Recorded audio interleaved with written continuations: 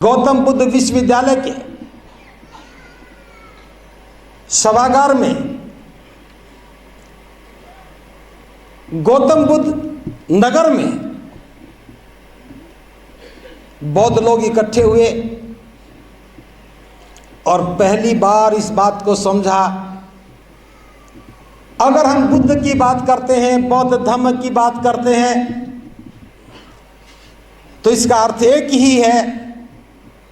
जब कोई व्यक्ति पूछता है कि तुम कौन हो और हम कहते हैं कि हम बौद्ध हैं, तो हम मानव एक समान होने का समर्थन करते हैं और पूरी दुनिया उम्मीद करती है, ये विश्वास करती है, जो बौद्ध अनुयायी है वो किसी को भी छोटा और बड़ा नहीं मानता,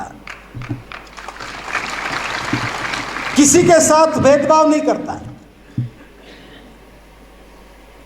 लेकिन मैं बात आपकी नहीं कर रहा, मैं बौद्ध अनुयायियों की बात कर रहा। कितनी बार हम ये बात करते हैं, जब तक एक एक वाक्य हमारे व्यवहार में नहीं उतर जाए, हम सच्चे अनुयायी नहीं बन सकते। मैं चाहता हूं आज के बाद इस भारत के तमाम वो लोग जो समाज को दिशा देने का काम करते हैं, जो समाज को जगाने का काम करते हैं, उनकी भी समझ में आना चाहिए कि समाज को जगाने का आंदोलन क्या होता है, समाज को जगाने का अर्थ क्या होता है और जागे हुए समाज का दायित्व क्या होता है। हमारी जो पीड़ा है, हमारे साथ जो भेदभाव हुआ, हमारे साथ जो अमानवीय जुल्म हुए, उस पीड़ा को हमने सहा है। हमने जो अनुभव किया उसका कई हजार गुना बाबा साहब डॉक्टर अंबेडकर ने किया, और तब ही हम सबके लिए ये महाकारुणिक बुद्ध का करुणा, मैत्री, स्वतंत्रता, न्याय का सिद्धांत, उस पर चलने की प्रेरणा, शील संपन्नता के साथ अष्टांगिक मार्ग पर चलते हुए निब्बान के द्वार तक पहुंच जाना और पारमिताओं के अभ्यास से निब्बान पा लेना, अगर हमारा मकसद बना है तो ये बाबा साहब डॉक्टर अंबेडकर की महान अनुकंपा से बना है। लेकिन हम लोग उस लक्ष्य को छोड़ गए। आज मैं बहुत ज़्यादा बात नहीं करूंगा, सिर्फ काम की बात कर रहा हूं। जो गलतियां हमसे हो रही हैं, मैं उम्मीद करता हूं आज से उनको विराम लगना चाहिए। इस कार्यक्रम के लिए हमने कोई पैम्फलेट जारी नहीं किया। इस कार्यक्रम के लिए हमने आम जनमानस को नहीं कहा। इस कार्यक्रम के लिए हमने उन चुनिंदा लोगों को ही कहा जिनसे हम उम्मीद करते हैं। तो ये बात समझ जाइए, इस पंडाल में बैठा हुआ प्रत्येक व्यक्ति हमारी उम्मीद है। और उम्मीद किस लिए? कि बाबा साहब के बद्ध में भारत की परिसंकल्पना कब साकार होना चाहिए। अगर मेरी बात का समर्थन करते हैं कि बाबा साहब की बौद्ध में भारत की परिसंकल्पना इस देश में साकार होनी चाहिए और उसमें आपकी भूमिका और आपके हस्ताक्षर होने चाहिए, जो ईमानदारी के साथ इस आंदोलन का हिस्सा बनना चाहता है वो ईमानदारी से अपना हाथ खड़ा कर सकता है। अगली बार उन्हीं लोगों को हम कार्यक्रम में बुलाएंगे। एक बार देख लो भी कैमरामैन, मुझे तो शक्ल याद नहीं रहेगी। आपके द्वारा ली गई फोटो हाथ ऊपर रखना जब तक आपका चित्र ना आ जाए, क्योंकि लोग चित्र से ही पहचानते हैं कि आपका चरित्र क्या है। और हम भी आज एक पहचान करना चाहते हैं। अब हाथ नीचे कर सकते हैं। जो मैं बात कर रहा हूं उसी नारे के ऊपर बात कर रहा हूं। आज इस सभागार से, गौतम बुद्ध विश्वविद्यालय के सभागार से देश में एक नई शुरुआत होनी चाहिए कि जब भी कोई मानव एक समान की बात करे तो उसे बुद्ध के अनुयायी नजर आने चाहिए। तो मैं जो बात आपसे कह रहा हूं, पहली बात, अगर सामाजिक भेद को खत्म करना है, इस सामाजिक भेदभाव को जड़ से नष्ट करना है, तो उसकी बुनियाद में जो है वो हमारी जाति है। अभी तक मैंने बहुत बार सुना, बहुत बार मंचों से सुना, बड़े बड़े सामाजिक कार्यकर्ताओं से सुना कि ये जाति है जो जाति नहीं है। और हम भी यही मान बैठे थे, ये जाति है जो जाति नहीं है। लेकिन मैं बता दूं, ये जाति भी सुन ले और जाति की जड़ों तक भी ये बात जानी चाहिए। अब ये जाति जाएगी और अवश्य जाएगी और आज से ही जाएगी। ये ताली आपने मेरे लिए बजाई है या जाति की विदाई में बजी है? अगर जाति की विदाई में ताली बजी है तो ध्यान से सुनना, ताली वही बजाए जो जाति को छोड़ पाए। एक बार जोर से बजाइए।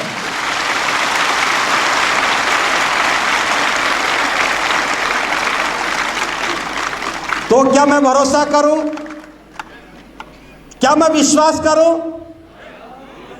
कि आज से इस देश में एक ऐसे समाज का निर्माण हो रहा है जिसकी कोई जाति नहीं है और जाति नहीं है।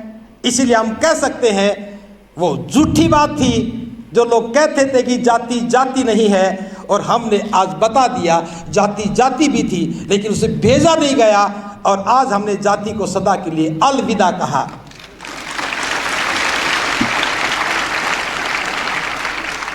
अब आपको क्या करना है? इस विदाई का एक दस्तावेज तो होना ही चाहिए, एक नया नारा भी बनना चाहिए, एक नया उद्देश्य झलकना चाहिए। मैं फिर बता रहा हूं, मेरा एक एक शब्द बाबा साहब डॉक्टर अंबेडकर की बौद्ध में भारत की परिसंकल्पना में एक नींव का पत्थर बनने का काम करेगा। इमारत आप लोगों के सहयोग से खड़ी होगी। मैं बुनियाद का काम करना चाहता हूं। कुछ लोग कहते हैं कि हम वो हैं, कोई कहते हैं हम वो हैं। इस देश में बाबा साहब के आंदोलन के बाद बहुत सारे संगठन सक्रिय हुए। मैं उन तमाम संगठन के लोगों से बताना चाहता हूं जो आज तक जातियों का डेंटिंग पेंटिंग करके नाम बदल करके खुश होते रहे।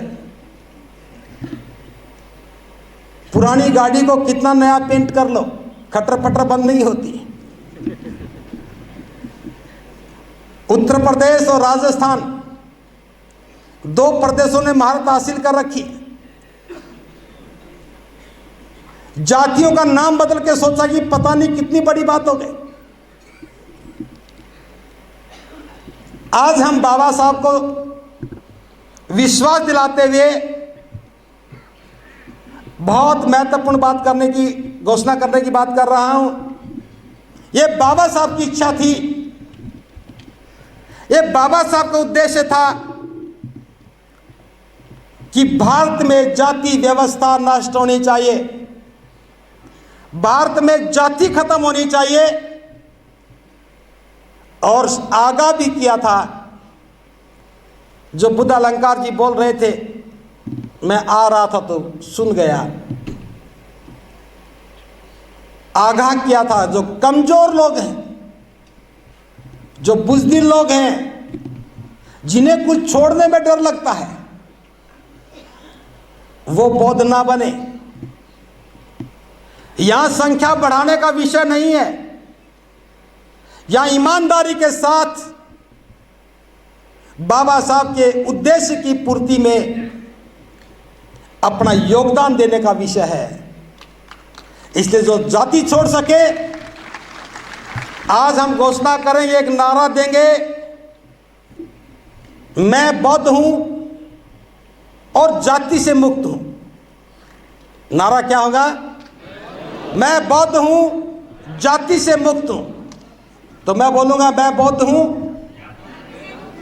अब फिर बोल रहा हूं, मैं बौद्ध हूं, मैं बौद्ध हूं, मैं बौद्ध हूं। आपके घर में सर्टिफिकेट होंगे जिसमें सरकार द्वारा प्रमाणित भी होगा। कुछ लोग खुसर फुसर कर रहे होंगे, पड़ोसी से मुंह मिला के बात कर रहे होंगे। आरक्षण का क्या होगा? मैं बता देना चाहता हूं, आरक्षण तोहफा नहीं है, आरक्षण उपहार नहीं है। ये आज हमारी बैसाखी बन गई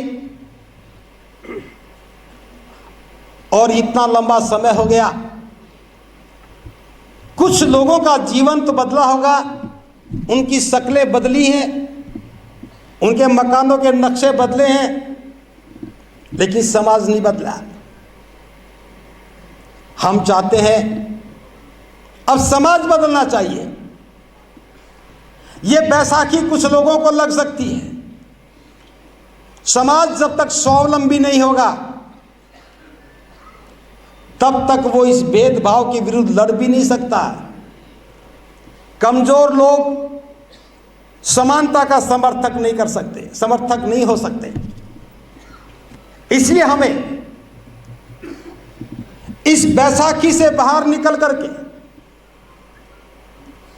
बौद्ध समाज की नींव डाल करके, बौद्ध समाज का निर्माण करके स्वावलंबी बनना होगा। और स्वावलंबी बनने का मकसद है हमारी आजीविका के मजबूत साधन हों। जिन्हें नौकरियां करनी है वो करें, लेकिन कारोबार के क्षेत्र में बौद्ध बन करके जब प्रवेश करोगे तो आपकी ईमानदारी, आपकी नैतिकता लोगों के विश्वास का आधार बन जाएगी और लोग कहेंगे ये कारोबारी बौद्ध व्यक्ति है, ये ईमानदार होते हैं, ये मिलावट नहीं करते हैं, ये धोखा नहीं देते हैं। ये हमारा विश्वास समाज को एक नई दिशा देगा। लेकिन आपको क्या करना है?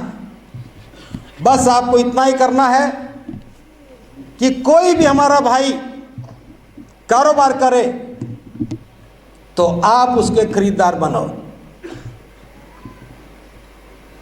और वो तुलना बाजार से मत करना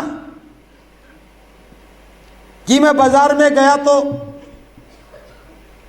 52 रुपए का सामान लेके आया, तुमने 55 क्यों ले लिए? ना तो 3 रुपए में वो अमीर बनेगा, ना 2 रुपए में तुम गरीब बनोगे। हमें सहारा बन करके काम करना चाहिए। आप जिससे सामान खरीदते हैं उस व्यक्ति का घर चलता है, परिवार चलता है। हमें अपने गरीब भाइयों के पक्ष में खड़ा होना चाहिए।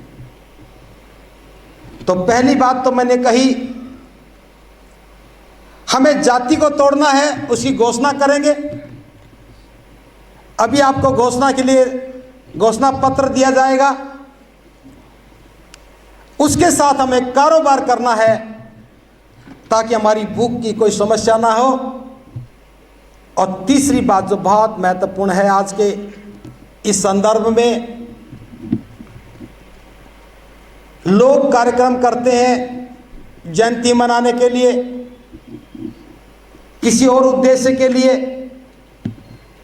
क्या कभी आपने देखा कि जीवन निर्माण के लिए कोई कार्यक्रम किया हो? यह दम भूमि का ही आंदोलन है जो पूरे देश में जीवन निर्माण की बात करता है। मैं आप लोगों की बहुत प्रशंसा कर रहा हूं। आप लोग सफेद ड्रेस में आए, आप लोग अनुशासन में रहे। इस हॉल की क्षमता कम थी, हमने अतिरिक्त कुर्सियां डाल करके क्षमता को बढ़ाया। हमें विश्वास था कि आप लोग ऐसा करेंगे और हम उस पर खुशी जाहिर कर रहे हैं कि आप लोग उसी विश्वास के साथ आए। लेकिन कुछ बातें मैं आपसे जरूर कहना चाहूंगा। हमें अपने स्वभाव को भी बदलना होगा। हमें खाना कैसे खाना है, हमें पानी कैसे पीना है, हमें नमन कैसे करना है, संबोधन कैसे करने हैं, यह भी सीखना होगा।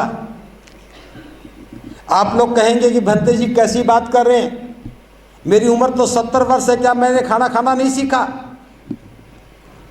जो सीखा वो तो कर ही रहे हो, लेकिन जो हम चाहते हैं वो नहीं सीखा है। हमें बहुत कुछ काम करना है,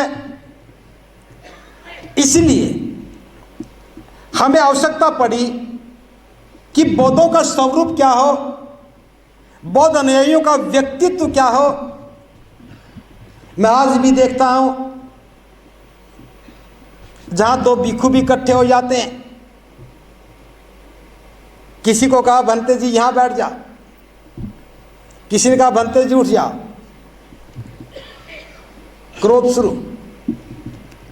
उपासकों को भी कहा कि ऐसा मत करो, तो क्रोधित हो गए। पुस्तक विक्रेताओं को मैंने कहा कि पुस्तकें मत बेचो, बाकी सब बेचो, सारा बिकवाऊंगा, और सारे मुझसे झगड़ पड़े।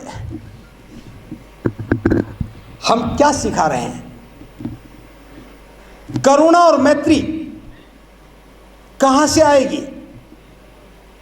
करुणा और मैत्री का कोई बाजार नहीं है।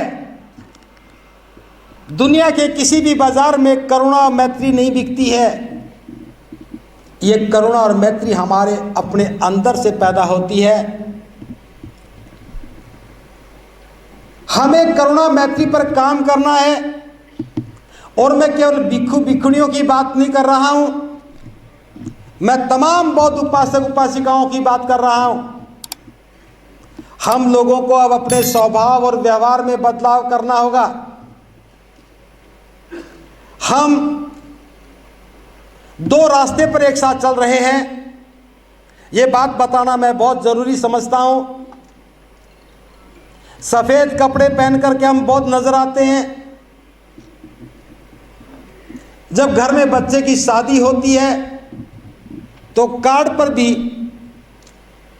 पता लगता है कि हम बौद्ध हैं, लेकिन चुपचाप बहाना बना करके लड़की वाला नहीं माना, मेरी मजबूरी है, लड़के वाला नहीं माना, मेरी मजबूरी है, और दोनों मजबूरी का बहाना बना करके उसी परंपराओं में चले जाते हैं जिनसे बाहर निकलने का हमारा प्रयास था। मैं भी बहुत पीड़ा अनुभव करता हूं। मैंने बहुत बार कहा, आज मैं इस बड़े मंच के माध्यम से मैं बताना चाहता हूं। 1985 में मैं हरियाणा कृषि विश्वविद्यालय हिसार जो हरियाणा में है वहां पर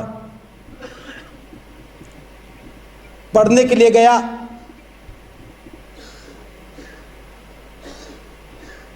गया तो था पढ़ने के लिए, लेकिन वास्तविकता यह थी मेरा पढ़ने में कोई मन नहीं था। उस दौर को मैं याद करता हूं, जब भी कोई जुल्म की घटना अखबार में छपती थी, क्योंकि मैं पत्र पत्रिकाएं बहुत पढ़ता था, बेचैन हो जाता था। एक घटना को पढ़ करके मैं कई दिन तक दुखी रहता था। एक दिन मैंने कहा कि दुखी होने की बजाय इन घटनाओं की जड़ों तक जाना चाहिए। और मैंने कोशिश करनी शुरू की। आसपास में जब भी कोई ऐसी घटना छपती तो मैं पढ़ करके रविवार के दिन गांव में जाता, छानबीन करता, किसके साथ जुल्म हुआ, कहाँ जुल्म हुआ, किसने जुल्म किया, वो व्यक्ति उसके पास क्यों गया। बहुत सारे मन में ऐसे प्रश्न उठते थे और मैं सारी बातें करके जान करके उनका विश्लेषण करता। बहुत सारी घटनाओं को मैंने बहुत नज़दीकी से देखा और एक बात समझ में आ गई कि जो भी जुल्म होता है उसकी जड़ में जाति है। एक जाति विशेष को मान लिया गया कि इस पर जुल्म होना ही चाहिए। एक जाति विशेष ने मान लिया कि उसे जुल्म करने का अधिकार है। यह तो अलग विषय की बात हो गई, लेकिन जुल्म होता क्यों है? तब मैं निष्कर्ष पर पहुंचा कि हमारी गरीबी फर्ज के आगे कमजोर पड़ जाती है। लड़की की शादी करनी होती है, लड़के की शादी करनी होती है, भात और छुच्छक का भी विषय रहता है। हम कर्ज लेकर के आयोजन करते हैं, कर्ज लेकर के टेंट लगाते हैं, कर्ज में बैंड बजाते हैं, कर्ज में दावत देते हैं और कर्ज देने वाला साहूकार जमींदार होता है। कर्ज के बाद वो हमारी गर्दन पकड़ करके खेत में ले जाता है। फिर वहाँ जुल्म का नया दौर शुरू होता है। गरीबी अभिशाप बन करके हमें जुल्मों के लिए सहने के लिए विवश कर देती है। उस सारे अध्ययन के बाद मेरे मन में भाव जगा कि कौन लोग हैं जो जुल्म का समर्थन करते हैं। आप में से कोई है क्या? आप में से कोई जुल्म का समर्थन करने वाला है? नहीं। लेकिन मेरी बात अलग है। जुल्म करने वाला एक व्यक्ति होता है, इसमें कोई शक नहीं। उस जुल्मी तक उस व्यक्ति को पहुंचाने में किसकी भूमिका है? शादी में जो बाराती बनकर गए, शादी में जो दावत खाने के लिए गए, शादी में जो दहेज की बात करते हैं, दहेज की प्रशंसा करते हैं, वो सारे गुनाहगार होते हैं। और मैंने निश्चय किया कि मैं इस गुनाहगारों की सूची में अपना नाम नहीं लिखने दूंगा। मैंने शादी में जाना बंद किया, खाना बंद किया। बीच में भिक्षु बनने के बाद एक बार लगा कि बहुत भिक्षु बन करके जाऊंगा, लोगों को सिखाने का मौका मिलेगा। वो गलतफहमी भी जल्दी दूर हो गए। मैं जब भी किसी की शादी में नहीं गया, आज भी नहीं जाता हूं। मैंने सोचा कि मेरे अकेले करने से बात नहीं बनेगी। इस बात पर मैंने अलीगढ़ में बहुत जोर दिया कि धम्मभूमि के कार्यकर्ताओं को बारात में जाना और दावत खाना रोकना होगा, क्योंकि परंपराओं को बदलना है तो परंपराओं के स्वरूप को भी जानना होगा। जब आप बाराती बनकर जाते हैं तो लड़की पक्ष की मजबूरी होती कि टेंट लगाए, उसको ठीक से सजाए, फिर आपके लिए अच्छा पकवान बनाए, फिर अच्छी डेकोरेशन बनाए। फिर लड़के वाला भी लगता है कि लड़की वाले के घर जा रहे हैं तो हम बैंड भी बजाएं, घोड़े को भी बढ़िया सजाएं, और बैंड बजेगा, घोड़ा भी चलेगा, घोड़े पर राजकुमार भी बैठा होगा, तो नाचने वाले भी सोचते हैं कि हम भी अपने दस्तक कर दें। और नाचने के लिए जोश चाहिए, जोश के लिए बोतल चाहिए, और बोतल के लिए ठेका नज़र आता है। नाचने वाला नाच लेता है, बारातें पिटती हैं, जुल्म की एक और कहानी लिखी जाती है। मुझे हर बारात में जाने वाला व्यक्ति गुनाहगार नजर आता है। दावत खाने वाला हर व्यक्ति गुनाहगार नजर आता है। भले ही मैं दूर खड़े होकर देखता हूं, ये पीड़ा मैं इसलिए साझी कर रहा हूं, अगर भारत को बौद्ध में बनाना है, अभी तक हम किसी और से लड़ते रहे, अब हमें किसी से नहीं लड़ना, अब हमें खुद से लड़ना है। क्या एक दिन का खाने का स्वाद नहीं छोड़ा जा सकता है? आज आपने खाना खाया, हो सकता है कि शादी जैसी दावत ना हो, आप थोड़ा और पैसा खर्च कर लेते तो हम रायता भी बनवा देते, 2 गुलाब जामुन भी खिला देते, और खाना खिलाने वाले वेटर भी बुला लेते। लेकिन भोजन ऊर्जा के लिए है, इसका स्वाद से, प्रतिष्ठा से कोई सरोकार नहीं। अगर बौद्ध समाज का निर्माण करना है, जो पिछले 50 वर्षों में देख रहा हूं, 68 वर्षों में, और खास तौर से इस दिल्ली एनसीआर के क्षेत्र में, यहां बड़ी संख्या में गाजियाबाद, हापुड़, पिलखवा दिल्ली के लोग हैं, गौतम बुद्ध नगर के भी हैं। वो कहेंगे भंते जी हमारे घर में आकर के हमें ही बुरा बता गए। ये आपके घर में खड़े होकर बात नहीं कर रहा हूं।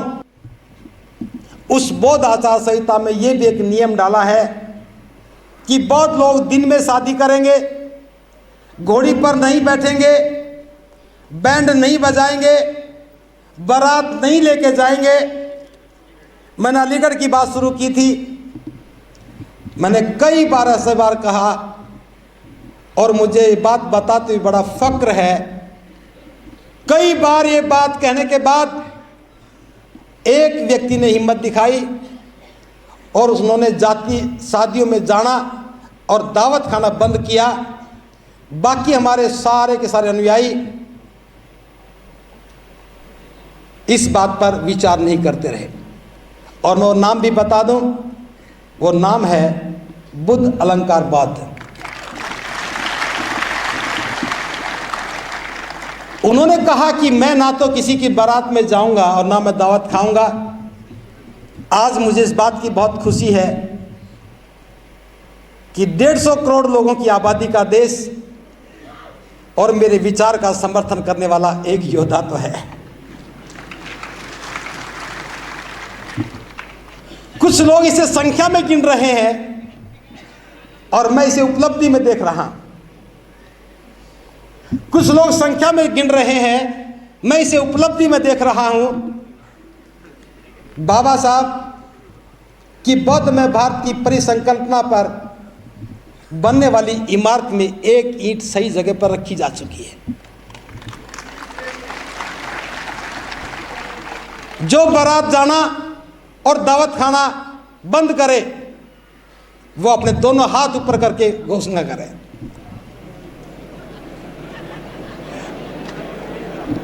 घुमा लो कैमरा, गौतम जी कैमरा घुमा लो। ये बारात नहीं जाएंगे, दावत नहीं खाएंगे,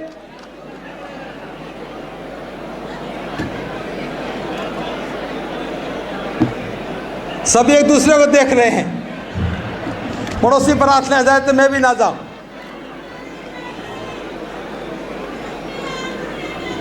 बहुत बहुत साधुवाद। अब मेरी बात ध्यान से सुनिए, एक बात ध्यान से सुनिए। आपको लगता होगा कि आपने हाथ ऊपर कर लिए, लेकिन मैं बता रहा हूं, मेरा विश्वास है कि इस पांडाल में बैठा हुआ कोई भी व्यक्ति झूठा हाथ नहीं उठा सकता है।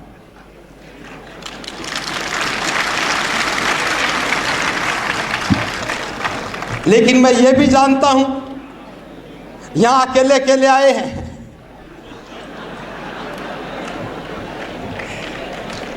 क्योंकि पुरुषों की मानसिकता बहुत स्पष्ट है। अगर अकेले हैं तो कहीं भी हाथ ऊपर उठवा लो,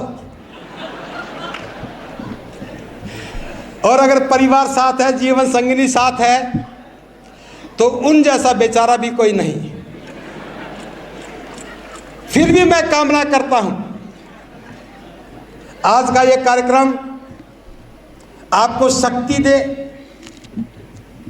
महाकारुणिक बुद्ध की अनुकंपा से आप अपने संकल्प पर खरे उतर पाएं। अगर ऐसा हुआ, ये थोड़े से लोग, मैं विशाल क्यों नहीं कह रहा हूं, क्योंकि मैं 150 करोड़ लोगों को देख करके बात कर रहा हूं। आप इस देश के 150 करोड़ लोगों की उम्मीदें हैं। इस देश से गरीबी को खत्म करने का कभी कोई प्रयास नहीं किया गया, लेकिन मैं कहता हूं ये घोषणा पत्र और इसलिए कि आपका समर्थन इस देश के 150 करोड़ लोगों को एक नई उम्मीद दिखाएगा और उन्हें सपने आने लगेंगे, स्वप्न आने लगेगा। अब मेरी गरीबी भी खत्म हो जाएगी। जैसे देश से जाति को जाना पड़ा, अब गरीबी भी इसके साथ साथ चली जाएगी। ये उम्मीद आप हैं, ये उम्मीद आप हैं। अगर घर में किसी के तकरार हो जाए तो थोड़ा साहस भी दिखाना, उन्हें कहना कि तुम्हें जाना जाओ, तुम्हें खाना तो खाओ, लेकिन मैं भंते जी को क्या जवाब दूंगा, और मेरी तो फोटो भी खींची गई है।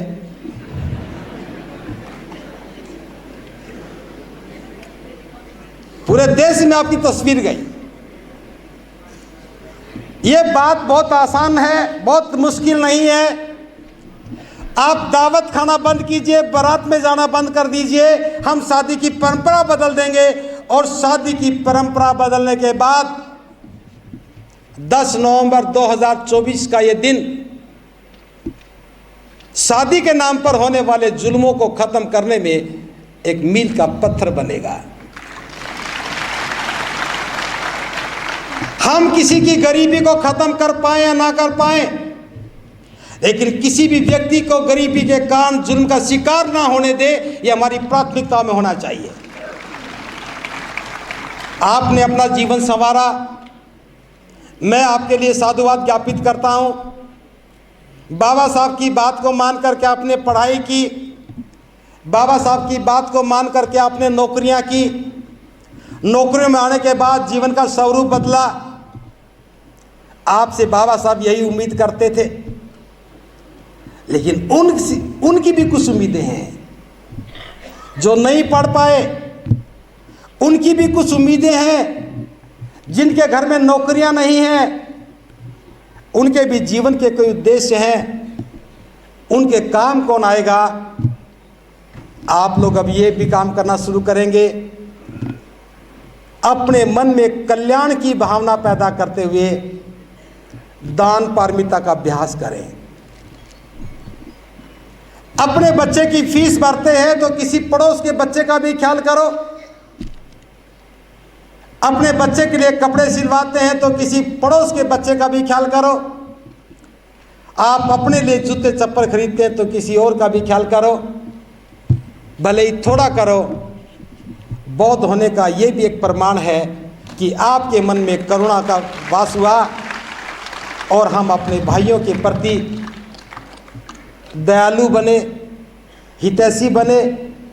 केवल मंच पर बात करने से तो होता तो मैं अकेला ही बहुत था, लेकिन ये काम तो करने से होगा। अब हम अभ्यास करेंगे करुणा और मैत्री का। हम जहाँ पर भी कोई आपदा आती है, आपदा किसी पर भी आए, उसकी जाति नहीं देखनी, वो किस प्रदेश से ये नहीं देखना। हम पूरी मानवता के लिए काम करने वाले लोग हैं। किसी भी प्रकार की आपदा में आपको सहयोगी बनकर के सहायता भिजवानी है। चाहे कहीं बाढ़ आ जाए, चाहे कहीं आगजनी हो जाए, चाहे कहीं और प्राकृतिक आपदा आ जाए, ये बौद्धों का गुण है। बाबा साहब ने भारत में बौद्ध धर्म का भविष्य जो लेख लिखा था उसमें इस बात का जिक्र किया, और बाबा साहब ये चाहते थे कि भारत के बौद्ध भी करुणा और मैत्री के साथ लोगों के कल्याण के लिए काम करें। क्या आप तैयार हैं इस काम के लिए?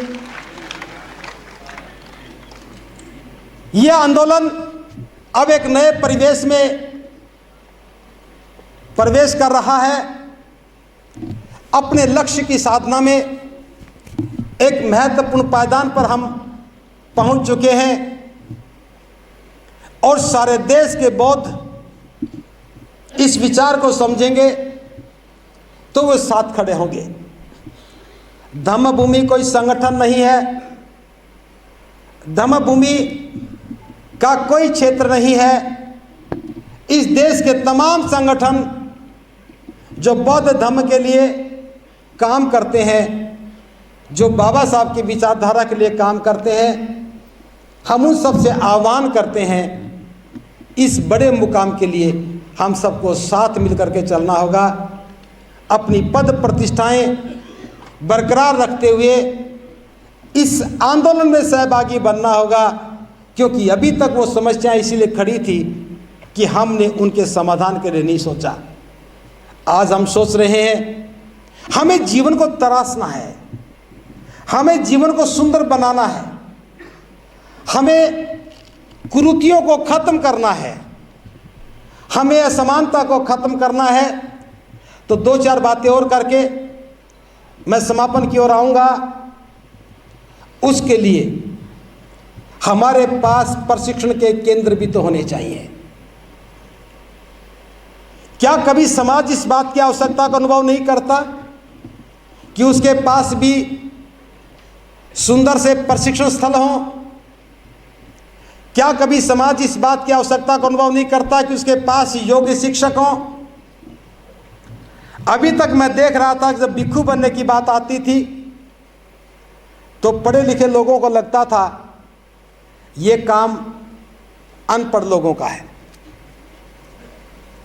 लेकिन मैं बता रहा हूं इस काम का पढ़े लिखे अनपढ़ से कोई सरोकार नहीं है। ये काम तो जिम्मेदार लोगों का है जो नौकरियों से रिटायर हो गए हैं। एक रिटायरमेंट और ले लो, अपना शेष जीवन इस बाबा साहब की बौद्ध में भारत की परिसंकल्पना के नाम कर दो। अच्छे अच्छे विहार बना करके भिक्षु बन करके वहां बैठ करके लोगों के आचरण को सुधारने का काम करो।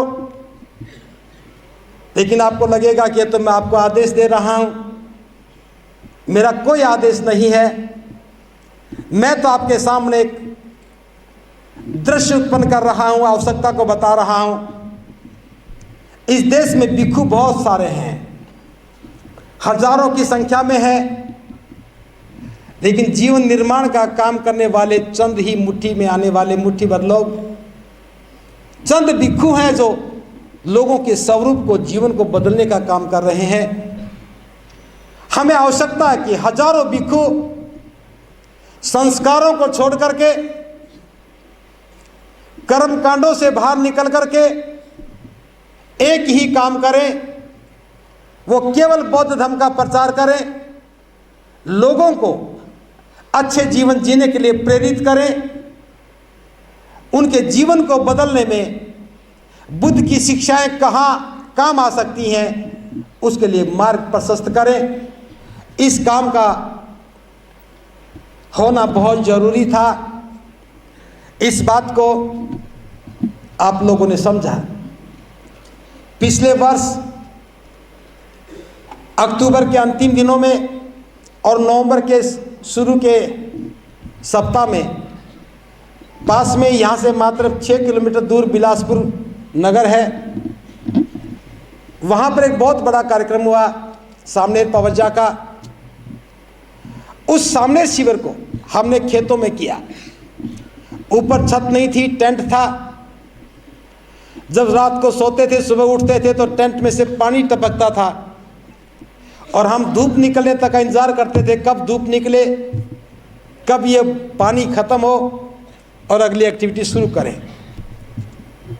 वहीं से एक विचार ने जन्म लिया कि हमें एक बहुत बड़े प्रशिक्षण केंद्र की जरूरत है, बनाना चाहिए। मैं साधुवाद ज्ञापित कर रहा हूं अलीगढ़ की टीम को। भले ही मैं अलीगढ़ के लोगों को कई बार बुरा भी कहता हूं, लेकिन सच बात यह है कि जिनको ज़्यादा बुरा कहता हूं वही ज़्यादा अच्छा काम करते हैं। मैंने आप लोगों को कभी बुरा नहीं कहा, इसलिए आपने कोई अच्छा काम भी नहीं किया, क्योंकि जो करता है उसे कहा जाता है। ये बात मैंने एनसीआर में रखी, यहाँ ज़मीन ढूंढी, उसके बाद आगरा के लोगों को कहा, आगरा के लोग भी तैयार हुए, ज़मीन ढूंढने लगे, वहाँ भी ज़मीन ढूंढ ली। फिर जयपुर का ख्याल आया, जयपुर के लोगों को कहा, उन्होंने ज़मीन दिखाई,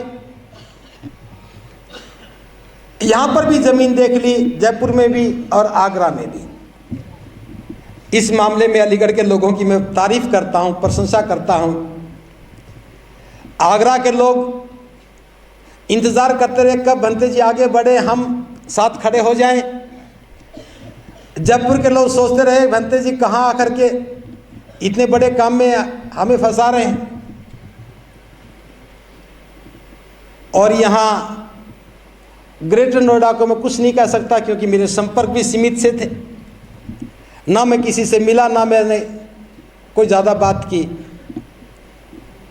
अलीगढ़ वालों ने तुरंत ज़मीन ढूंढी और कहा जी ये केंद्र तो अलीगढ़ में ही बनना चाहिए, तो ये ताली बजाइए। और सबसे बड़ी बात, और ज़मीन भी ऐसी थी अगर हम चूक जाते तो फिर हाथ में नहीं आने वाली थी, उसका सौदा हो चुका था, बस सुबह और शाम का अंतर था। ज़रूरत पैसे की थी, रजिस्ट्री तुरंत करवानी थी। तो अलीगढ़ के 5-6 जिम्मेदार धम्मभूमि के कार्यकर्ता आगे आए और अपनी पूंजी दे करके 92 लाख रुपए की ज़मीन की रजिस्ट्री करवाई।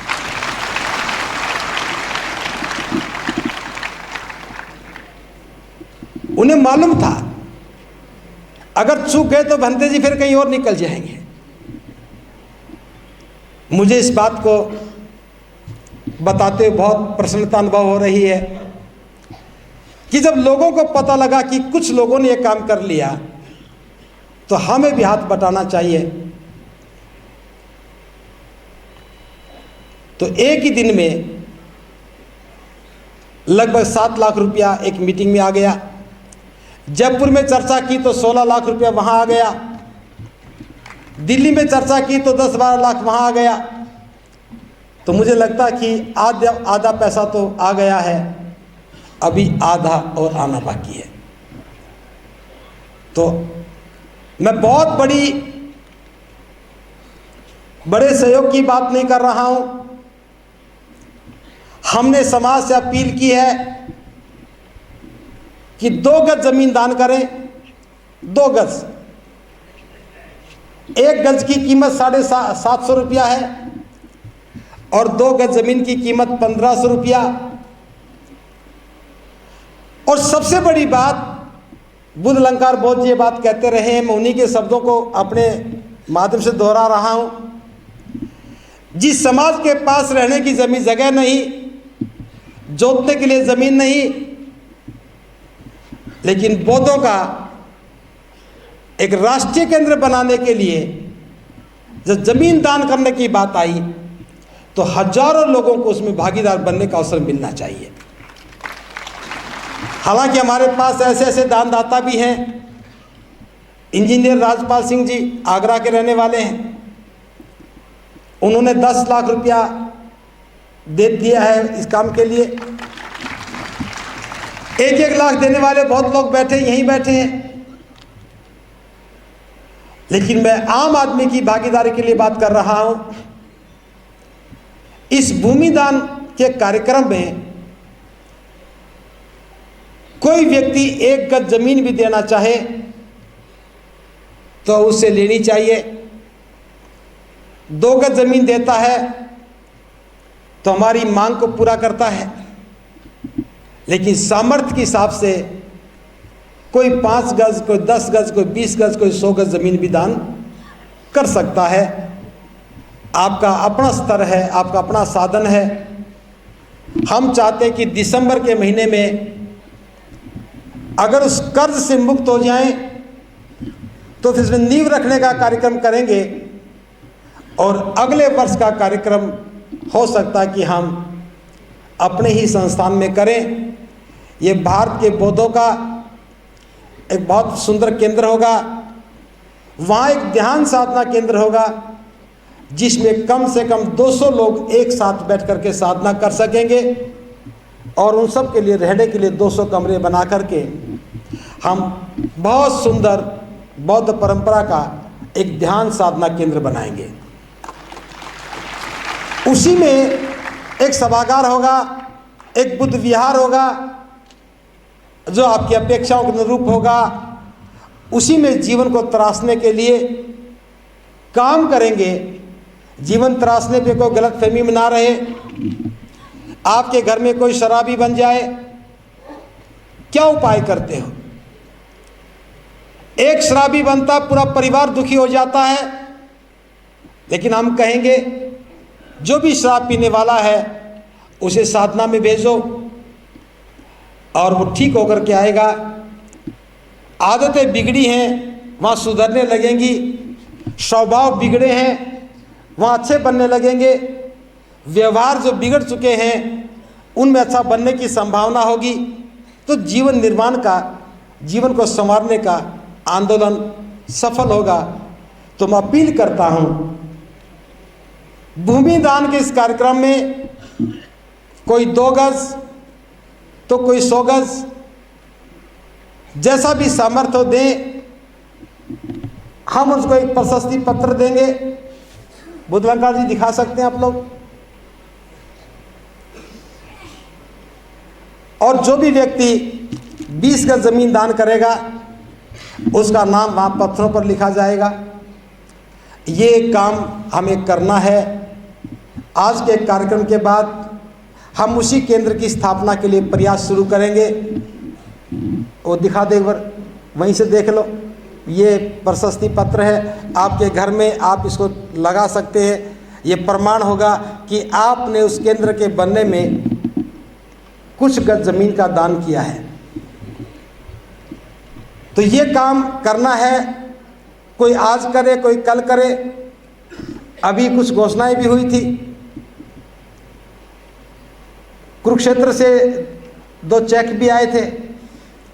उपासिका, हाँ सुमन नाम है ना, ये उपासिका सुमन है कुरुक्षेत्र से।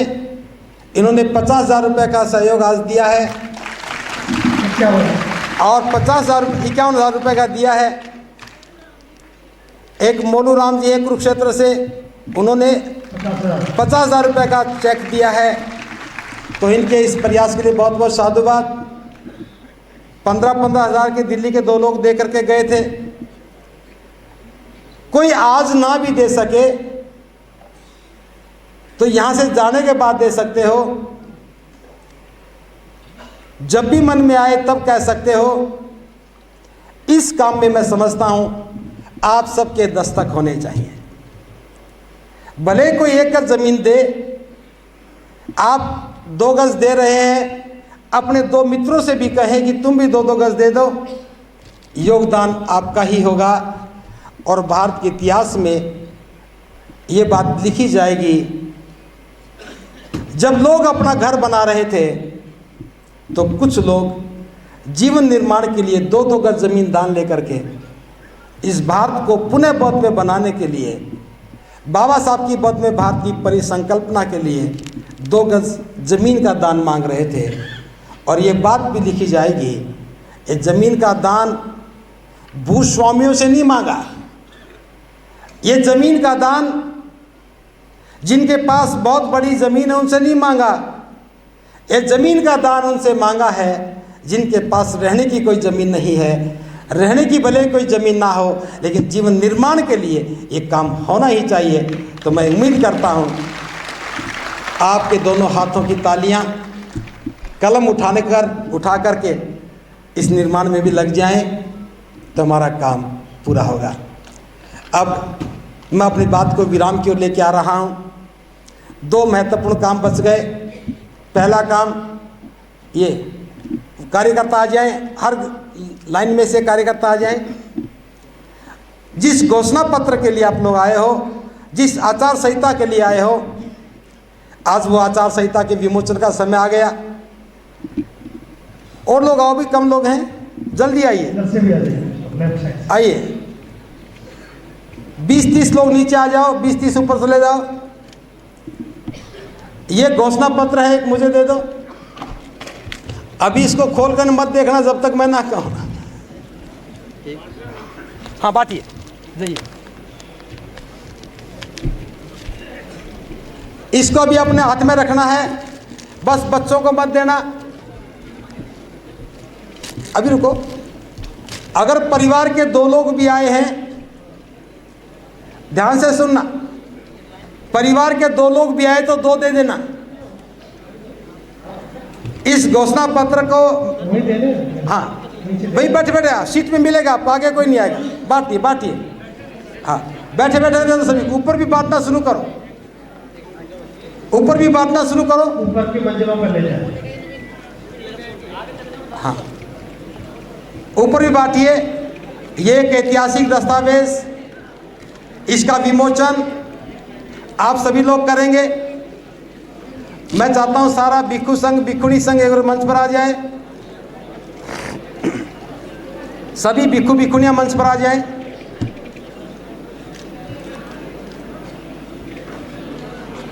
पहले घोषणा जाएगी, सावधानी बरतें। पहले घोषणा जाएगी। अभी ऐसे मत करो भाई, मैंने कहा ऐसे मत करो। ये फोटोग्राफर प्लीज, हाँ तो ये फोटोग्राफर इसको अपने पास सेफ रखो बस। हेलो भैया, अभी मत करो, अधूरा काम मत करो, मत करो। पहले सोच देख लीजिए ध्यान से। पहले घोषणा जाएगी, घोषणा पत्र। भूमिदान हटा दीजिए, भूमिदान हटाइए, घोषणा पत्र दो। दोनों दे दो, दोनों दे दो जी, दोनों एक साथ दे दो, दोनों एक साथ दे दो। घोषणा पत्र में लिया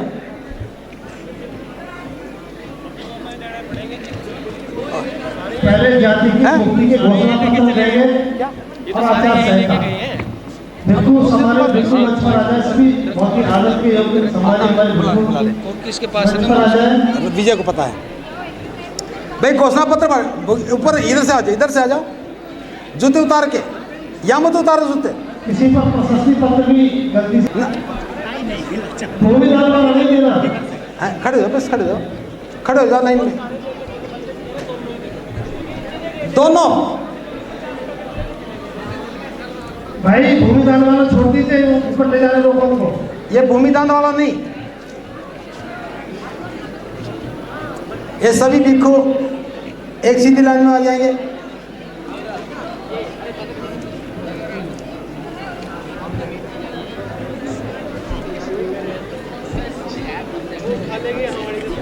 हाँ हाँ सुनो, वहां जाकर के केवल बहुत होने की घोषणा पत्र बांटो बस, जाओ। तो ये बंद किया था, फिर दोबारा कह था आपने कहा। ये तो आपको बोलना पड़ेगा जी। अभी तो लेके चलेंगे ना लोग। कहाँ गए? ये सारी यहाँ से लेके, वो देखो वो बटन तो बट रही ना। हाँ बट तो गए कहाँ? दोबारा बांट दो। सुनो, हाँ अभी करूँगा, पहले वो बंटवाओ, बहुत होने का घोषणा पत्र बंटवाओ। केवल 5 मिनट में काम निपटा लो भाई। ऊपर पहुंचा कुछ, बाकी लोग बैठे रहे, कार्यकर्ता यहाँ तक लाएंगे। ऊपर वाले टॉप में की घोषणा वाला सुनो भाई, कुछ लोग ऊपर लेके आओ, जाओ। ऊपर की मंजिल पर भी जाएगा ये, ऊपर की मंजिल पर अभी आ रहा है। अभी आ रहे, सबको मिलेंगे। धैर्य रखें। आप जितने लोग हैं उससे दोगुना हमारे पास है, चिंता ना करें। देखिए आप चद्दर से आगे आ जाओ, भाई हम भूमिका यहाँ आ जाओ। मंत्री जी देखिए, भूमिका प्रशस्ति पत्र ना बांटे, गलती से आप ले गए भाई, उसको रोक दीजिए। केवल जाति का घोषणा पत्र जाना है।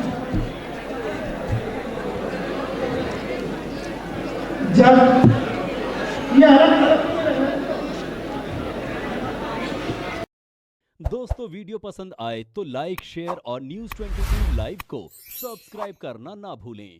शुक्रिया। देखते रहें News 22 लाइव, सदैव आपके साथ।